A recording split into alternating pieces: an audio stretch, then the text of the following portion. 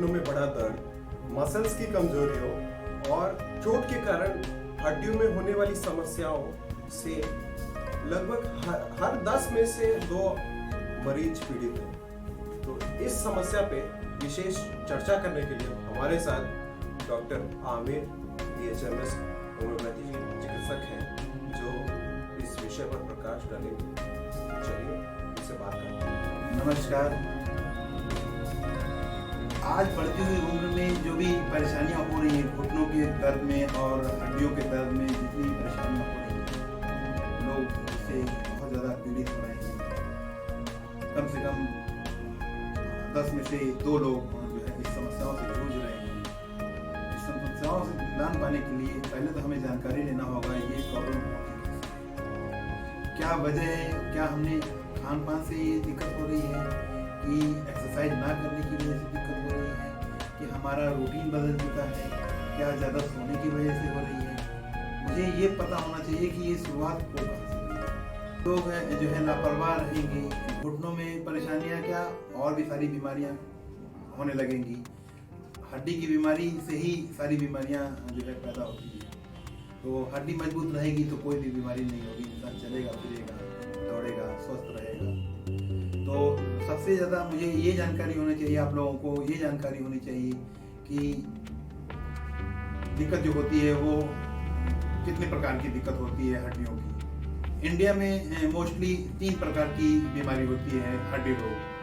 वो होती है ऑस्टियोआर्थराइटिस और रूमेटॉइड आर्थराइटिस और तीसरा जो है गाउट। ऑस्टियोआर्थराइटिस जो होता है वो बढ़ते हुए उम्र में, जैसे ओल्ड एज में जो है ये प्रॉब्लम होती है और वो लोग समझ नहीं पाते हैं, जवानी से लेके बुढ़ापे तक पहुंच जाते हैं, बट गलत दवाओं का सेवन करते हैं, डॉक्टर की कंसल्ट में नहीं रहते हैं, इस वजह से उनको जो है ये प्रॉब्लम होती है। तो डॉक्टर साहब, मेरा सवाल ये है कि हड्डियों में कमजोरी होने के क्या कारण है? क्यों लोगों की हड्डियां कमजोर होती हैं? हड्डियों की कमजोरी के कारण अनेक प्रकार की हैं। जैसे आपका कैल्शियम डिफिशियंसी हो जाती है, आपका विटामिन डी की डिफिशियंसी हो जाती है, आपका फास्फोरस की डिफिशियंसी होती है। जितनी भी कमी रहेगी वो आपको जो है प्रॉब्लम क्रिएट करेगी। हड्डी अगर मजबूत करनी है तो आपको इन तीनों चीज़ों का ध्यान देना होगा। क्या मुझे प्रॉपर कैल्शियम बन रहा है मेरी बॉडी में, मेरे हड्डियों में मुझे विटामिन डी जो है मेरी बॉडी में बन रहा है, मेरे एक वो जो है फास्फोरस बन रहा है। तो अगर नहीं बन रहा है तो इसका इन्वेस्टिगेशन कराएंगे, इन्वेस्टिगेशन करा के आप जो है उसके बारे में जानेंगे। यानी कि खान पान बेहतर हो और आरामदायक जीवन शैली छोड़ करके चलने वाली जागरूक हो करके अपनी लोग एक्सरसाइज करते रहे, व्यायाम करते रहे, योगा और आदि चीज़ों में अपने आप को इन्वॉल्व रखें तो हड्डियों में जो कमजोरियाँ होती हैं वो दूर होगी। आपका कहने का मतलब है कि खान पान पूरी तरह बैलेंस होना चाहिए, हरी सब्जियाँ, दाल, दूध, मटन, चिकन जो खाते हैं उनमें हड्डियों की समस्याएं क्या नहीं होती हैं? देखिए क्या है कि ज़रूरी नहीं है कि खान पान बेहतर हो तो हड्डियों में प्रॉब्लम नहीं आएगी। जो है कैल्शियम की डिफिशियंसी होगी तो आपको ज़रूरी नहीं है कि आप खान पान बहुत अच्छा कर रहे हैं तो आपको जो है प्रॉब्लम नहीं होगी। कैल्शियम प्रॉपर बॉडी में अगर बनेगा तो आपको प्रॉब्लम नहीं होगी। अगर नहीं बन रहा है कैल्शियम तो आप जांच कराइए, उसकी प्रॉपर मेडिसिन खाइए, वो आप डॉक्टर से कंसल्ट करिए तो ही आप बेहतर रह सकते हैं। तो बढ़ती उम्र में ज़्यादा परेशानियां क्यों होती हैं? क्यों बुजुर्ग हो रहे लोगों को घुटनों में घिसाव और चलने में टक टक आवाज़ आना, ये सारी समस्याएं क्यों? देखिए बढ़ती उम्र में जो है आप देखिएगा कि वो 50 साल के बाद जो है ये प्रॉब्लम क्रिएट होती है। ऑल ओवर इंडिया में 90% जो है जॉइंट्स पेन से लोग पीड़ित हैं। कितने लोग भी होते हैं कि अपना पेन किलर लेके खा लेते हैं और जो है कैल्शियम लेके खाते हैं, मगर कैल्शियम की कितनी ज़रूरत है, कितनी प्रॉपर उनको जो है खान पीन में ज़रूरत है, वो ध्यान नहीं दे पाते, इस वजह से प्रॉब्लम क्रिएट होती है। तो आपके हिसाब से खान पान कैसा हो? वो कौन सी चीज़ें हैं जिनको हम शामिल करें अपने खान पान में जिससे कि हमें कैल्शियम, फास्फोरस और कैल्शियम, जो भी ज़रूरी चीज़ें हैं, जो भी हमारे हड्डियों और मसल्स को मजबूत बनाने के लिए चाहिए, वो हम कैसे अपने खान पान को उस तरीके से बनाएं कि हमें ये सारी चीज़ें मिलती रहें।